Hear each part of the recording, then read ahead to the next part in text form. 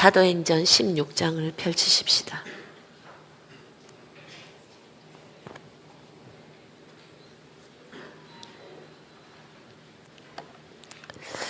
사도행전 16장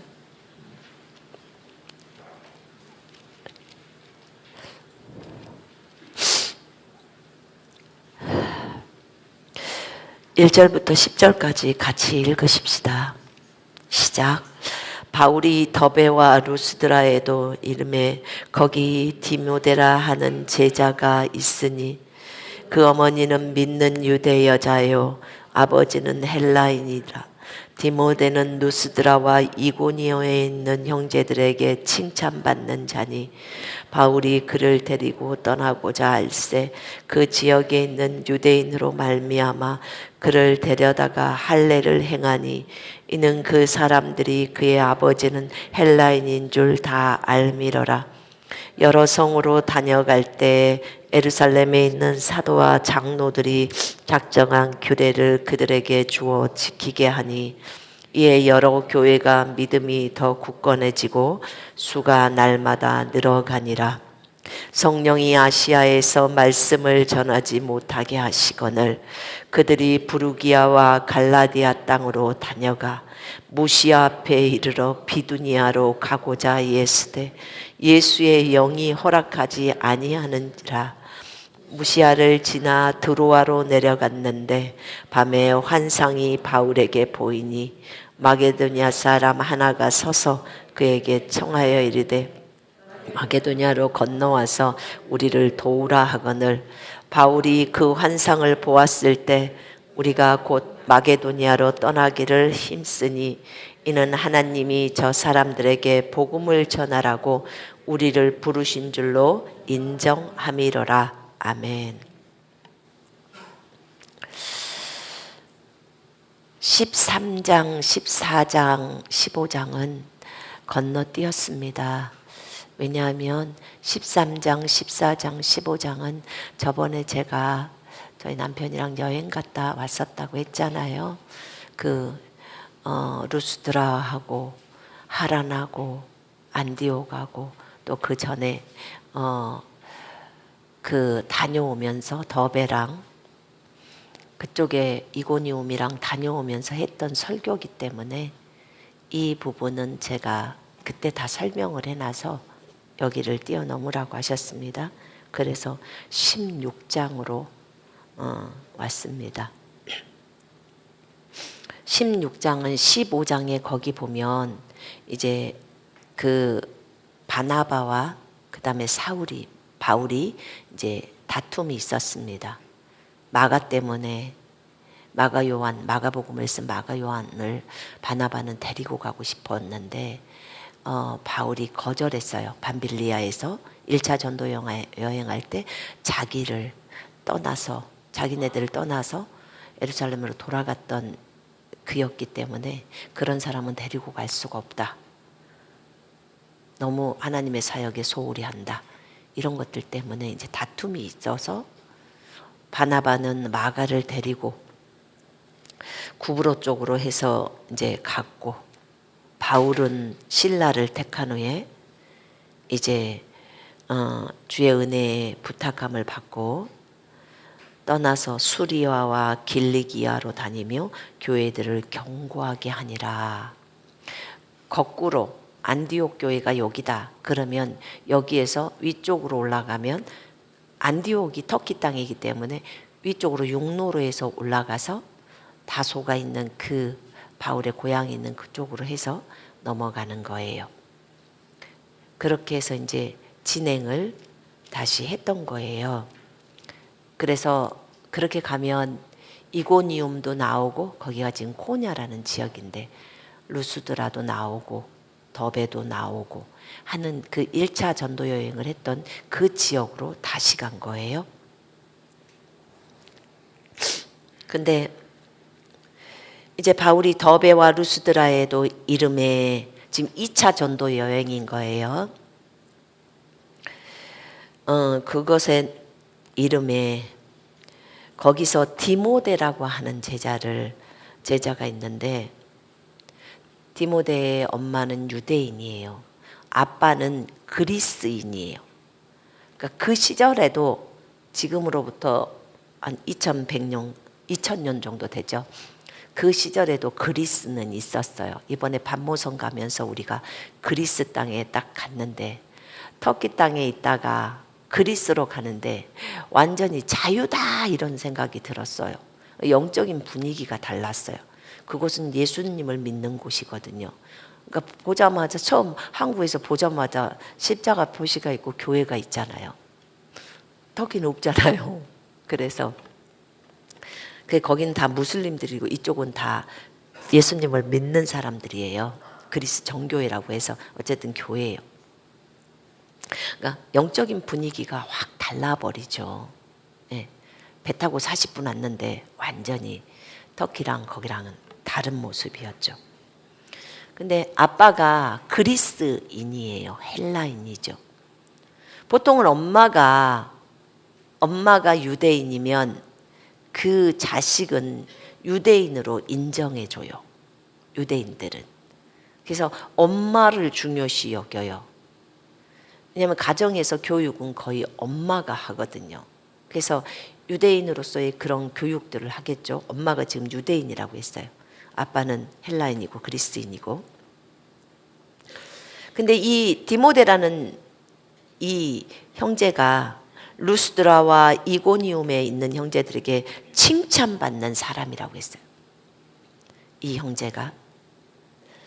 그래서 바울이 그 디모데를 자기의 동역자로 불러서 함께 나 따라다니자, 나랑 함께 복음 증거하러 다니자, 지금 이렇게 이제 초대를 하는 거예요. 바울의 동역자로 부르는 거예요. 근데 제가 볼 때는 그 디모데 전후서에 보면 디모데가 나이가 어려요. 그러니까 너의 연소함을 업신여기지 못하게 해라. 그렇게 이제 적어져 있어요. 그러면 제가 볼 때는 디모데가 20대 정도는 아니었을까. 20대 한 초반이나 이 정도는 아니었을까 생각이 돼요. 그러니까 연소함을 업신여기지 못하게 하라고 그랬겠죠. 그러면 여러분들 20대인데도 지금 주님을 따르고 있는 분들이 계시잖아요.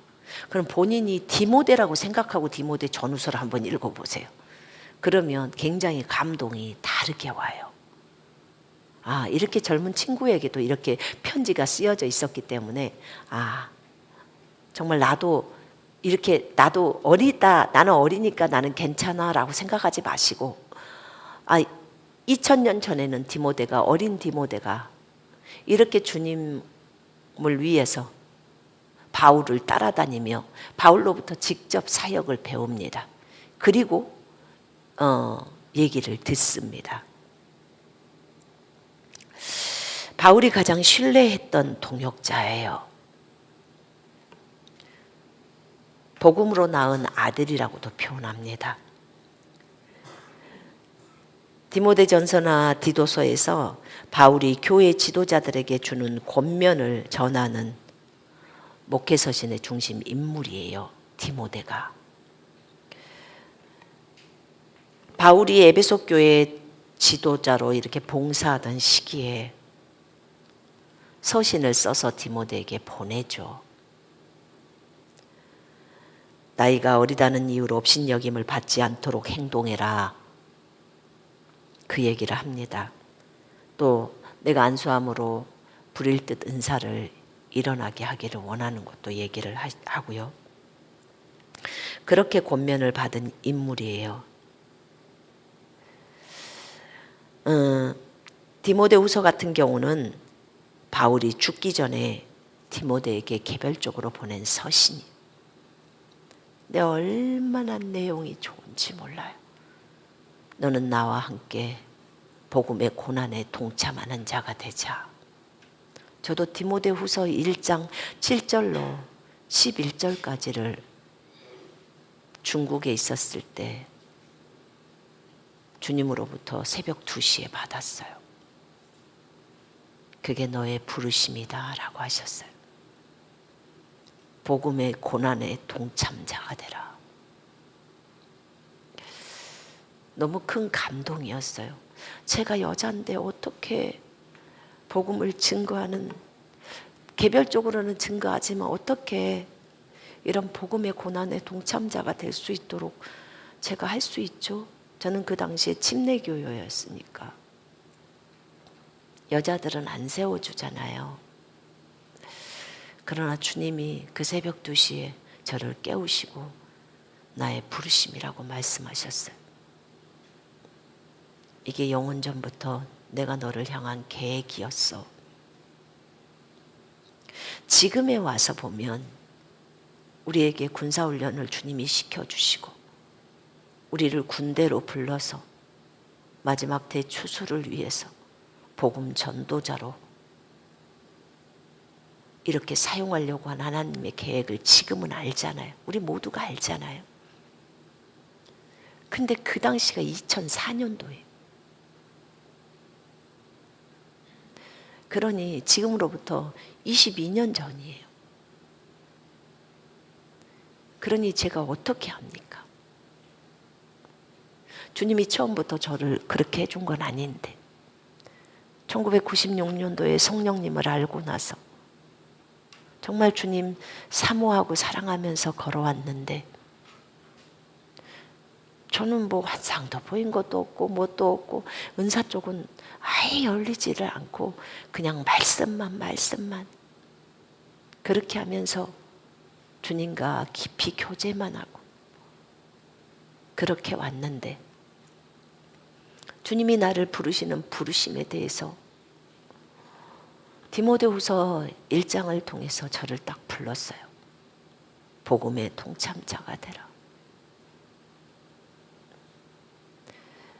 복음을 위해서 그렇게 주님이 그 전에도 많이 말씀하셨지만 이게 너의 부르심이다라고 말씀해 주신 것은 그때가 처음이었어요.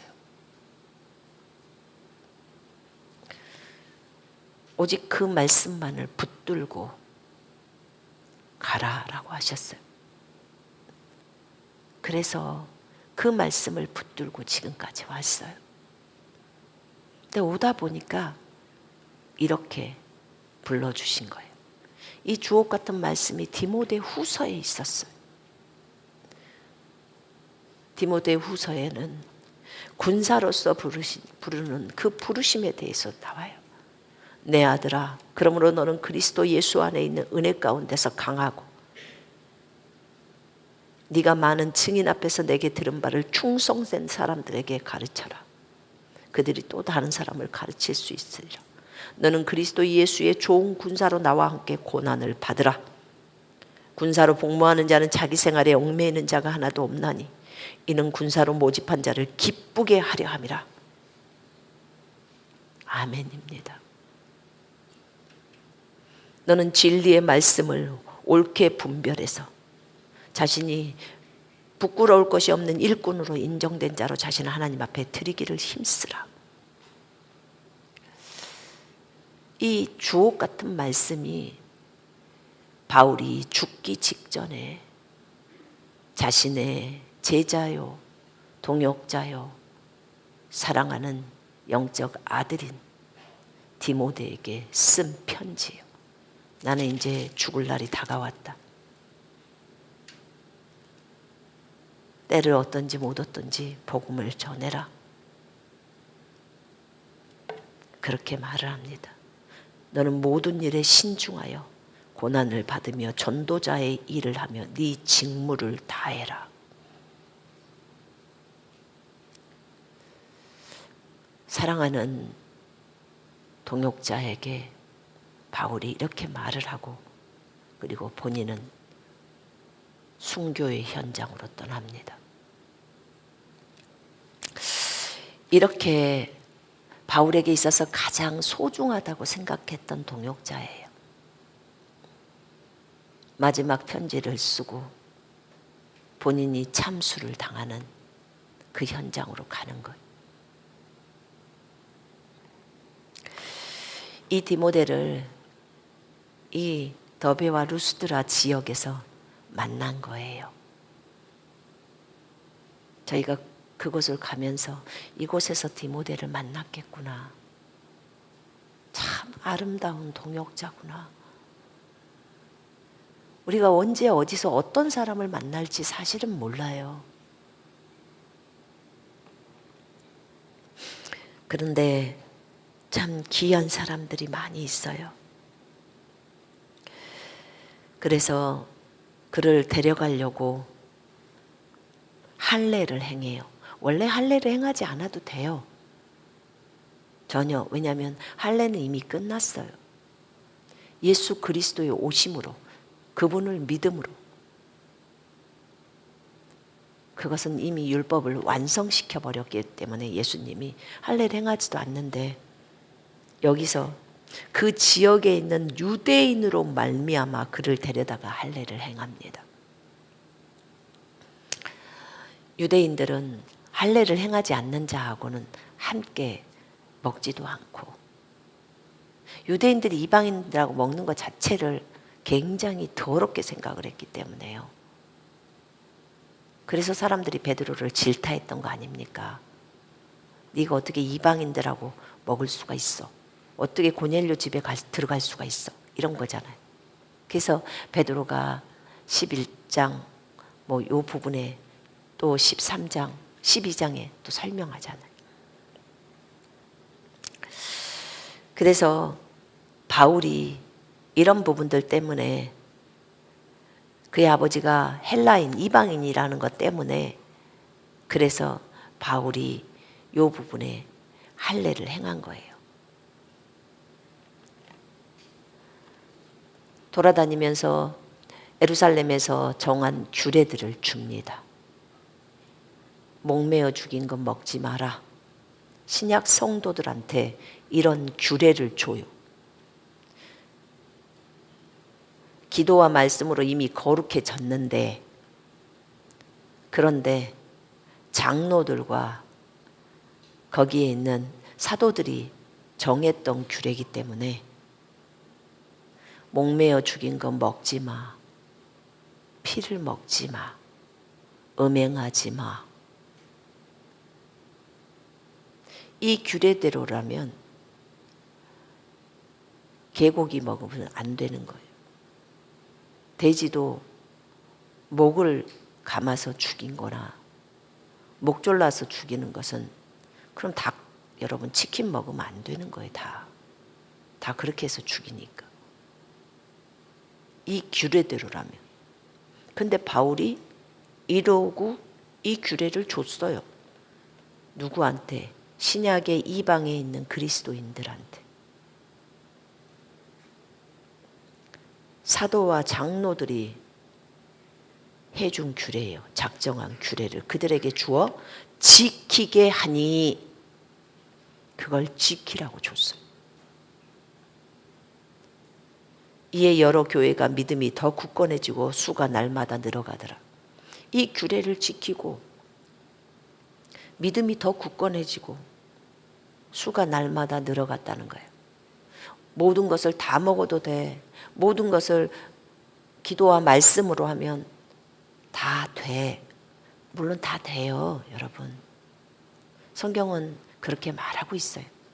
음식을 먹을 때 더럽다고 생각하지 말고 기도하면 깨끗해져.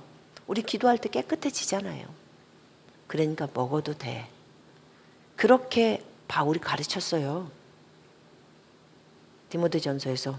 그런데 여기서는 지금 돌아다니면서 사도들과 장로들이 이 사도행전 15장에서 규례를 딱 정해요. 왜냐하면 서로 막 싸매요. 율법을 믿는 그리스도인들. 그러니까 할례를 행해야 한다고 하고, 그러니까 구약의 모세 율법을 좀 지켜야 돼. 그리고 예수님도 믿어야 돼. 이렇게 주장하는 무리들과 한판 붙은 거잖아요, 바울이랑이. 근데 최종적인 결론은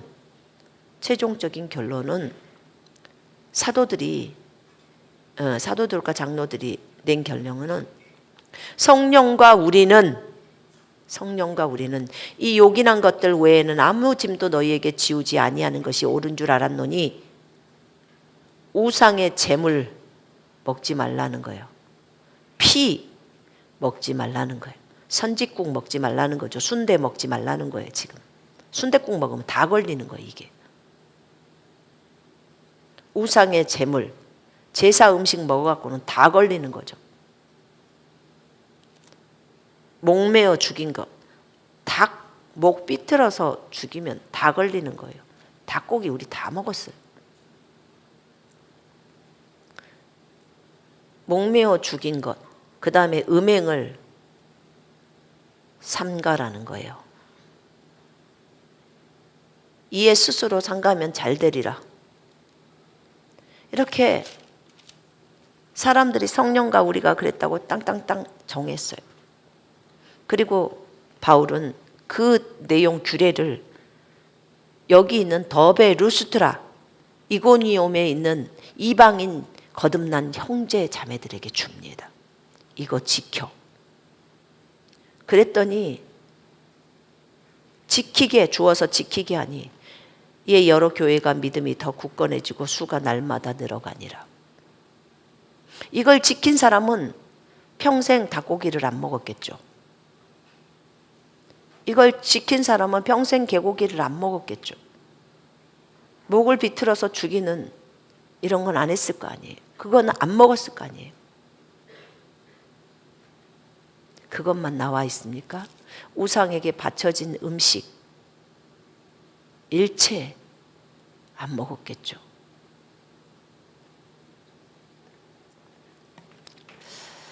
이런 부분들을 바울이 이 규례를 줬다니까요. 어떻게 이해를 해야 될지. 순대 절대 안 먹죠. 피가 있는데, 섞여 있는데. 먹으면 다 걸리죠. 이 규례. 근데 우리는 먹어요. 왜요? 디모데전서 말씀이 있으니까. 말씀이 있어서요. 말씀은 이것도 있고 말씀은 저것도 있어요. 그럼 우리는 어떻게 적용을 해야 될까요? 각자 수준에 따라서 달라요. 이렇게 배운 사람들은 이거 적용해요. 적용하면 돼요. 저렇게 배운 사람은 저것 적용하면 돼요. 영적 수준이 달라요. 왜 이런 의도가 나왔는지를 알아야 돼요. 이거는 그 당시에 율법 때문에 모세의 율법에는 이런 게 다 금지되어 있는 게 너무 많잖아요. 근데 이것만 하자 하고 사도들이 말했던 거예요. 왜냐하면 그 도시에 그 지방에 항상 회당이 있기 때문에 회당에 모세의 자리가 있잖아요. 모세의 율법을 가르치는 자들이 있기 때문에 이것이면 충분해 라고 얘기해요. 사실 그런데 갈라디아서를 읽어보면 이미 그거 다 끝난 거거든요. 다 끝난 거.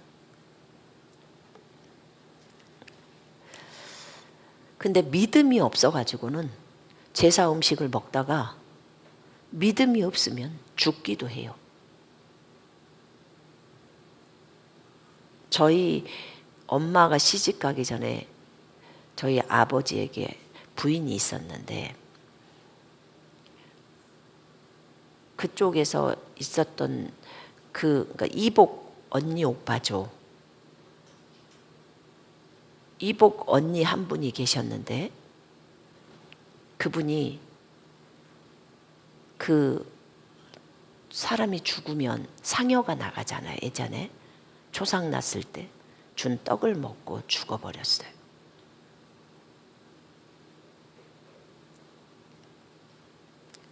그러니까 그 믿음이 안 되면 먹으면 안 되는 거예요.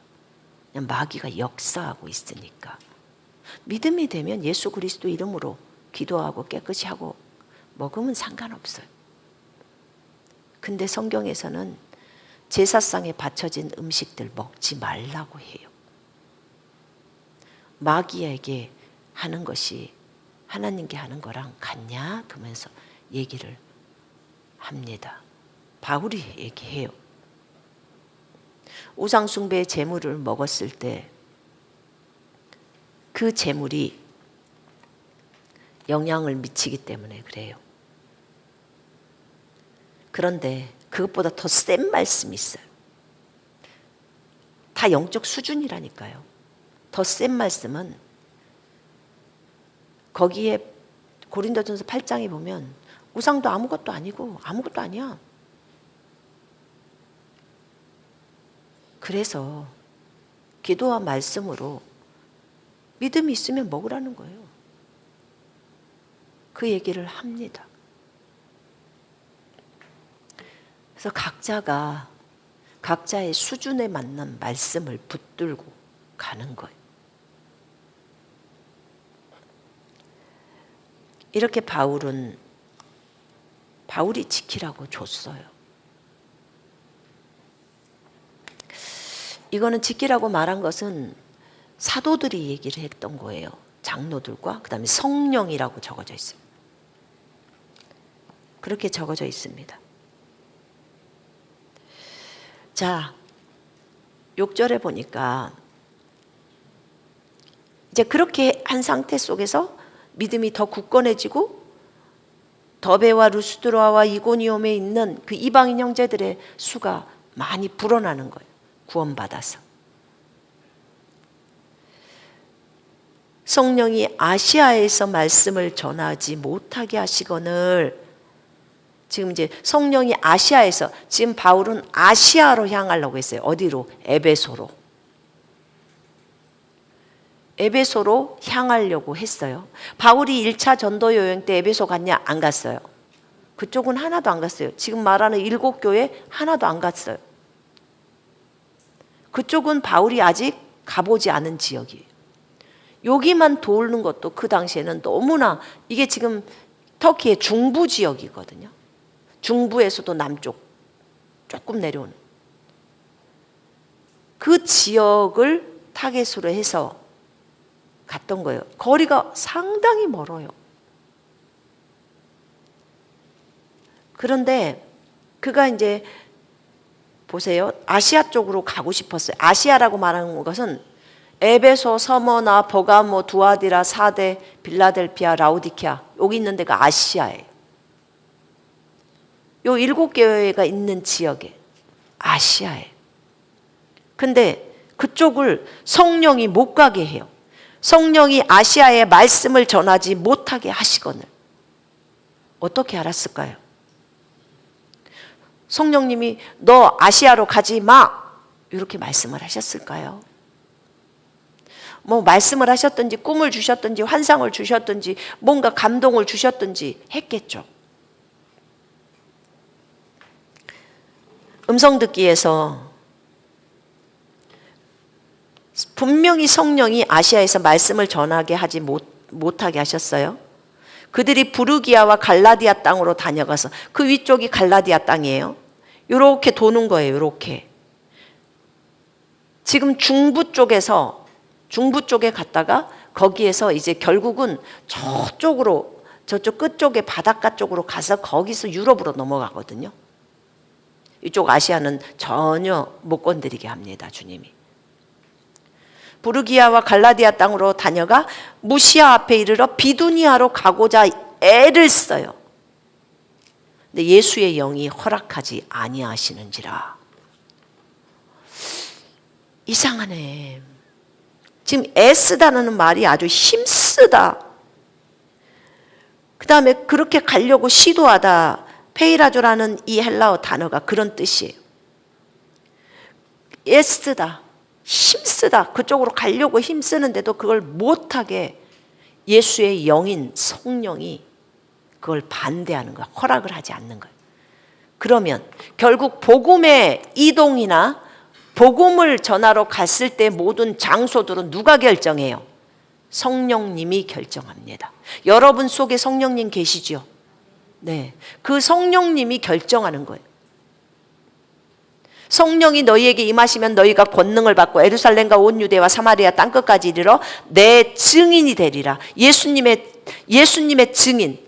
우리는 예수님의 증인으로 세워져요. 어느 때 성령이 너희에게 임하면 예수의 증인. 여러분 어저께 나가서 복음 전하셨죠. 예수의 증인의 역할을 하시려고 복음을 증거한 거예요. 그래서 예수의 증인이 될 수 있도록 누가 일하시냐면 성령님이 일하세요. 이 시대는 성령 사역이에요. 성령님이 우리를 이끄시고 인도하십니다. 그래서 성령님의 음성에 민감해야 돼요. 성령님의 음성에 민감해야 돼요. 모든 것은 성령님의 계획하에 이루어집니다. 2000년 전에는 예수님이 오셔서 일을 하셨고요. 지금은 예수님은 하늘에 계시고 하늘에서 성령님과 긴밀하게 얘기를 하시죠. 그리고 성령님은 예수님의 영이에요. 예수님의 영. 예수님 안에 계셨던 영, 아버지의 영, 예수님의 영, 성령님이세요. 그분이 지금 이 시대에 오늘 2026년도에 전 세계의 교회, 전 세계의 그리스도인들과 함께 일을 하고 계세요. 하나님의 복음 사역이 하나님의 계획대로, 저 하늘에서의 계획대로 다 이루어질 수 있도록 그분이 그 계획표를 갖고 있어요. 그 설계도를 갖고 계신다고. 그리고 그 설계도에 따라서 어떻게 사람들을 안배하는 거예요. 다 안배시킵니다. 이렇게 진행해 가고 있죠. 이 마지막 때는 모든 피조 세계에 복음이 들어가는 것까지가 결론이 되어 있어요. 그러면 모든 피조 세계에 복음이 들어가는 것은 로마서 8장 19절부터 24절에 보면요. 먼저 마가복음 16장 15절에 너희는 온 천하에 가서 만민에게 복음을 증거하라 이렇게 나와 있는데 그게 원어가 온 창조 세계에 가서 피조물들에게 복음을 증거하라는 거예요. 그게 헬라어예요. 헬라어로 기록되었으니까. 그래서 온 창조 세계에 가야 되는 거예요. 모든 피조물에게 복음을 증거하는 것이 예수님이 지상 대명령에게 주신 명령이에요. 우리는 그 당시에 이해를 못했지만 단순히 이 지구에 있는 사람들이라고만 생각했지만 아니었어요. 모든 피조 세계에 가야 하는 거예요. 그러니 얼마나 많은 존재들이 있을까요? 우리가 모르는 거 참 많아요. 정말 많습니다. 그 유튜브의 영상 중에 하나 제가 본 게 있었는데 버뮤다 삼각지대 거기만 가면 좌우지간 모든 배가 그런 건 아닌데 많은 배들이 그곳만 가면 어디로 사라져 버려. 비행기도 가다가 신호가 안 되면서 사라져. 도대체 이해가 안 돼서 탐사선이 준비를 해가지고 가서 조사를 했더라고. 근데 안 되니까 결국은 드론처럼 생긴 것을 띄울 수밖에 없었더라고. 지하가 너무 밑으로 내려가니까. 근데 가서 보니까 문명이 있는 거예요. 놀래 자빠질 일이죠, 이 일이. 이렇게 잘 다듬어지고 성처럼 생겨 있고 막 하는 그런 것들이 바닷속에 있는 거예요. 어떻게 설명을 할 거예요? 연대를 측정하면 이미 우리가 알고 있는 6,000년이 넘어버리는데 어떻게 설명할 거예요? 이번에 저희가 퀘베클리테페를 갔거든요. 그 하란 옆쪽에 있어요. 근데 거기가 전 세계적으로 지금 유명해요. 사람들이 전 세계에서 많이 와요. 거기가 지금 그 문명이에요. 12,000년이 되었다고 해요. 그거는 뭐 탄소 동위온소가루 이런 걸로 다 했기 때문에 빼도 박도 못하는 연도예요. 어떻게 설명할 거예요? 우리가 알지 못하는 거 되게 많아요. 우리 머리로 다 알 수 없어요. 주님이 저에게 한 가지 소스를 주신 게 있었어요. 노아의 홍수를 생각해라. 노아의 홍수요?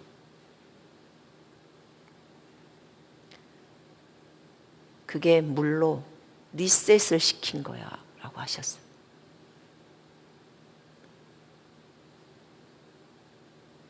우리가 많이 안다고 하지만요, 정말 세 발의 피예요. 세 발의 피.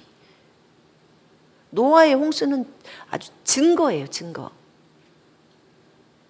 물로 전 인류가 모든 동물들이 저 바다의 물고기 빼고 수장돼 버린 거예요. 노아 가족 외에.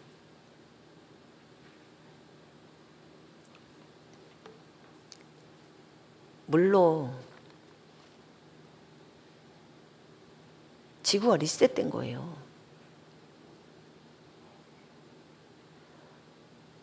이 한 가지만 봐도 정말 하나님의 그 깊은 속을 알 길이 없구나. 얼마나 많이 힘드셨을까. 얼마나 심했으면 물로 리셋 시켰는데. 창세기 1장 1절부터 1장 2절 사이를 한번 보세요. 하늘과 땅을 창조하셨는데 왜 갑자기 뭔 사건이 일어난 거예요? 온통 물들로 충만하고 성령이 물 위를 운행하세요. 물밖에 없어. 또 뭔 일이 일어난 거예요? 우리가 알고 있는 게 다가 아니라고 하셨어요. 그래서 우리 겸손해야 돼. 교만 떨지 말고. 우리가 성경을 좀 안다고 까불면 안 돼요. 하나님 앞에서 할 말이 없었어.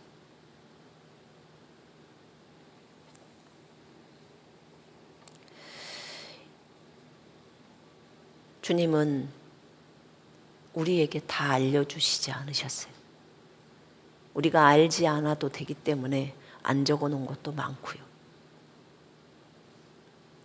지금 있는 성경 갖고 실천하고 살기도 바쁘다는 거예요. 그것도 못 살아. 그런데 뭘 다른 것을 알아야 될까요, 우리가?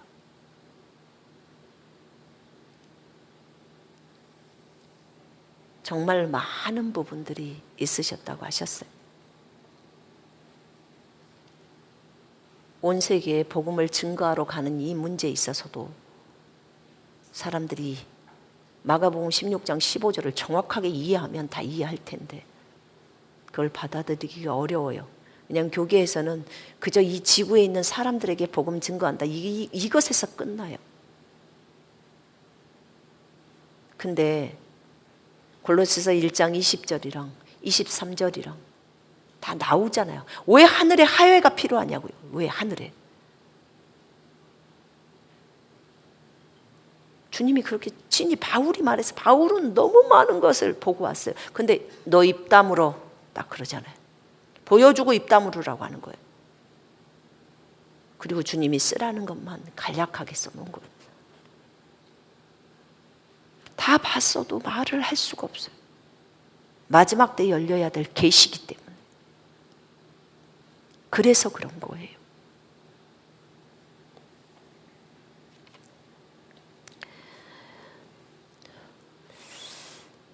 하나님은 공의로우신 분이세요. 그 문명을 물속에 수장시켜야 될 만큼 그게 필요했기 때문에 수장을 시켰겠죠. 근데 이 모든 것들이 많은 부분에 하나님의 아들들과 연관이 있었어요. 제가 12,000년 된 그 장면 가서 태백클립 대패 가서 보니까요. 정말 신기해요. 어떻게 그 큰 비석으로 옮겼으며 그 비석에 그런 동물들의 모양들이 있고 어떻게 그렇게 했을까? 너희가 다 알지 못하는 게 있어 라고 하셨어요. 보세요. 예수의 영이신 성령님이 지금 못 가게 해요.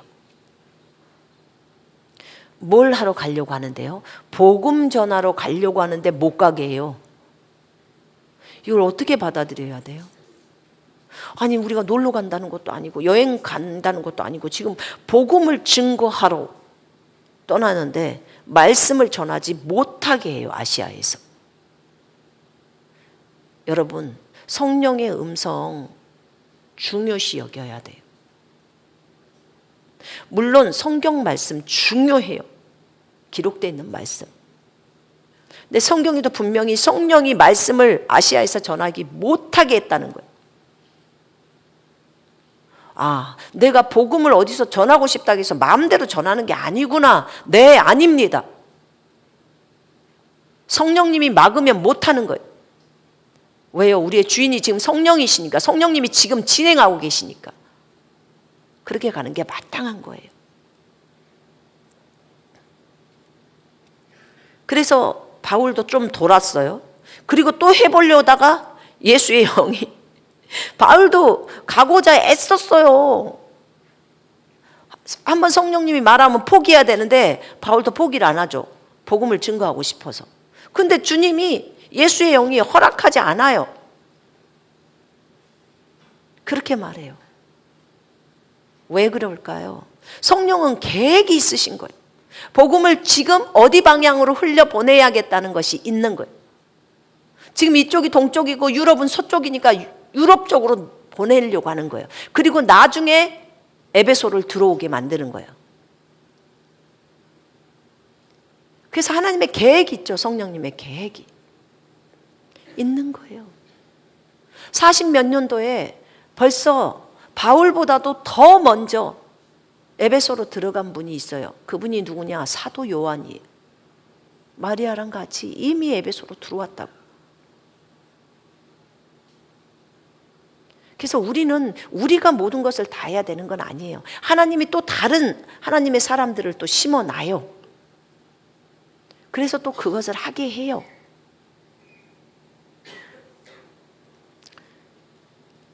그래서 예수의 영이 허락하지 않아서 드로아로 내려갑니다. 그때 밤에 환상이 바울에게 비칩니다. 바울이 환상을 봤어요. 여러분, 제가 환상에 대해서 얘기한다고 이상하게 생각하시는 분들 이상하게 생각하지 마세요. 바울이 지금 환상을 봐요. 베드로가 보자기 환상을 봐요. 사도 요한이 계시록 전체가 환상이에요.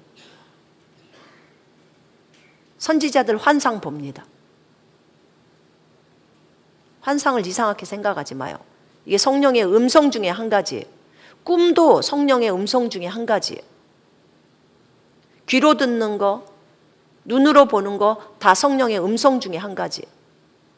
생각으로 떠오르는 거 성령의 음성 중에 한 가지예요. 찬양이 올라온다든지 다 성령의 음성 중에 한 가지예요. 우리가 감동을 받는 거 성령의 음성 중에 한 가지예요. 말씀을 보다가 감동받잖아요. 성령의 음성 중에 한 가지. 되게 많아요. 어떤 표징으로 내가 돈을 위해서 기도했는데 어떤 사람이, 전혀 모르는 사람이 돈을 보내준다. 다 성령의 음성 중에 한 가지예요. 여러분, 얼마나 많아요. 굉장히 어려운 가운데 있는데 어떤 지체가 와서 어떤 얘기를 해줬는데 완전 그게 기도, 내가 했던 것에 대한 응답으로 받잖아요. 다 너무 많아요, 이런 것들이. 이게 성령님의 음성이에요. 환상을 보았어요. 바울이 그 환상을 보았을 때 우리가 곧, 여기서 뭐라고 하냐면 마게도냐 사람 하나가 서서 그에게 청하여 이르되 마게도냐로 건너와서 우리를 도우라 하거늘. 이게 환상의 내용이에요. 그 사람이 서서 하는, 환상은 그림이 보이잖아요. 도우라 하거늘. 바울이 그 환상을 보았을 때 우리가 곧 마게도냐로 떠나기를 힘쓰니 이는 하나님이 저 사람들에게 복음을 전하라고 우리를 부르신 줄로 인정함이러라, 확신함이러라, 이렇게 말합니다. 우리를 부르셨다고 확신하는 거예요. 저 사람들한테 복음 전하라고. 환상을 그렇게 해석을 하는 거예요. 바울이 해석하는 거예요, 지금. 그래서 그들이 드로아에서 배로 떠나서 네아폴리로 갑니다. 빌립보에 이르러요. 이렇게 해서 진행해 가는 거예요. 성령이 막으면 아시아에서 말하지 마 그러면 안 해야 되는 거예요. 어떤 부분에 성령이 말을 해 그럼 말을 해요. 근데 어느 때는 또 성령이 말하지 마 그러면 말 안 해야 돼요. 뭐든지 성령님의 음성대로 해야 되는 거예요. 그분이 복음을 핸들링하고 있는 거예요. 그분이 복음을 핸들링을 하고 있는 거예요. 어디서? 우리 속 안에서. 우리 속에 와 계세요. 그러니까 주님의 음성은 우리 속에서 듣는 거예요. 우리가 어디까지 가야 할지, 언제 가야 할지 내주하시는 성령님께 자세히 물어야 하는 거예요. 지금 그곳에 가서 복음을 전해야 하는지, 나중에 그곳에 가야 하는지, 1년 후에 가야 하는지, 어떻게 가야 하는지, 누구랑 가야 하는지, 어떤 통로를 통해서 가야 하는지 성령께서 친히 지도하시고 인도하십니다. 그렇게 인도하세요. 성령님은 내 안에 계시고 지금 현재의 나에게, 우리 크리스찬들에게 복음을 전할 수 있도록 장소를 안배하시고 사람들을 모이게 해주시고 사람의 마음을 움직이게도 하시고 사람의 마음을 열어주시기도 하시고 그러시면서 우리를 이끄시는 인도자이십니다. 이분이 성령님이세요. 성령께 물어야 하고 성령님을 의지해야 하고 성령님께 순종해야 합니다. 성령을 멸시하지 마요. 성령을 업신여기지 마요.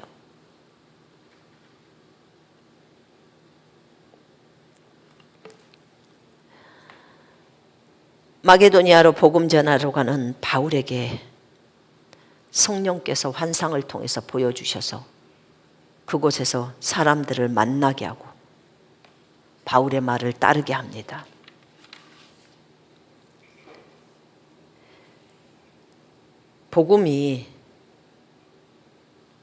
복음을 증거하는 것은 성령의 인도로 해야 합니다. 한 영혼이 예수님을 믿게 되면 그 영혼이 하나님의 자녀가 되잖아요. 얼마나 감사한지 몰라요. 여러분이 그 일들을 열심히 하고 있잖아요. 토요일이면 이 한국과 해외에 있는 형제 자매들이 자기가 있는 그곳에서 피켓을 들고 목소리로 복음을 외치면서 또 1:1로 영접 기도도 시키고 얼마나 감사한지 몰라요. 한 영혼을 천하보다도 귀하게 여기시는 주님이 계시기 때문에 그래요. 우리는 그 주님을 증거하는 사람들이에요. 오늘 이 말씀을 통해서 디모데를 보고 또 성령께서 인도하시는 이 장면들을 볼 때 성령님이 말할 때 가는 게 가장 정확합니다. 성령님이 움직이지 말라고 하면 가만히 있어야 돼요. 아무리 복음 전하러 가고 싶어도 주님이 바울을 막는 거예요. 주님은 바울에게 마게도니아로 넘어가서 유럽으로 넘어가서 증거하기를 원했던 거예요. 그래서 여러분 이런 경우에 우리가 복음을 증거하러 갈 때 그래서 주님께 늘 묻는 게 너무 중요합니다. 다음번에 그 빌립보에서 어떻게 복음을 증거했는지 주님께서 루디아의 마음을 움직이셨다고 해요. 마음을 열어서 바울의 말을 믿고 따르게 만들었어요. 이렇게 해야 그 동네에 있는 사람들에게 루디아가 다 복음 들을 수 있도록 데려오고 다 하는 거예요. 우리 사역 이렇게 합니다. 하나님이 이번에 어디로 순회 사역 떠나라. 그럼 가면 되는 거예요. 그러면 문제가 없습니다. 그렇게 성령께 집중하고 성령님을 의지하고 그렇게 가시면 좋겠습니다. 성령님은 우리를 인도하실 때 성경에 따라서 인도하세요. 그러나 어디 지옥으로 가라는 것은 성경에 안 나와 있어. 그래서 성령의 음성에 민감하게 귀를 기울여야 합니다. 본인이 잘 모르겠다 그러면 성령의 음성을 듣는 사람들한테 또 물으세요. 여러 사람한테 확증도 한번 물으시고, 나는 이렇게 여기를 가라는 소리가 이렇게 감동으로 오는 것 같은데 아주 세미하지만 혹시 나를 위해서 좀 기도 좀 해줘 보세요 해서 서로 같이 확증도 해보시고, 그렇게 하면서 가면 되지 않겠습니까? 그렇게 하는 여러분과 제가 되었으면 좋겠습니다. 제가 기도하겠습니다. 하나님 아버지, 감사합니다. 우리가 성령의 사람들을 함부로 평가하지 않기를 원합니다. 하나님, 모든 이 복음의 과정 속에서 복음을 들고 돌아다니는 것은 성령님의 역할임을 고백합니다. 그러나 가는 시기나 가는 장소나 이런 것들을 전부 성령님께 물어야 합니다.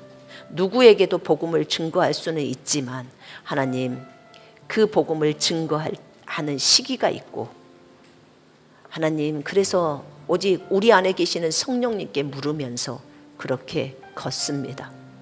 사랑하는 주님, 디모데처럼 바울의 동역자로서 신실함으로 나아가게 하시고, 아버지, 비록 어리지만 디모데에게 너무나 큰 교회들이 맡겨져 있었습니다.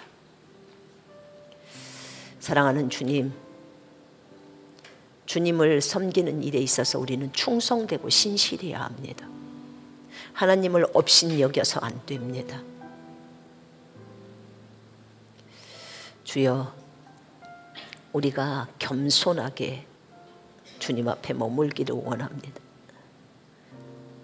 주님에 대해서 다 모르면서 우리가 다 아는 것 마냥 그렇게 까불면 안 됩니다. 아버지, 우리의 잘못을 용서해 주십시오. 겸손하지 못하고 오만했던 죄악을 용서해 주옵소서.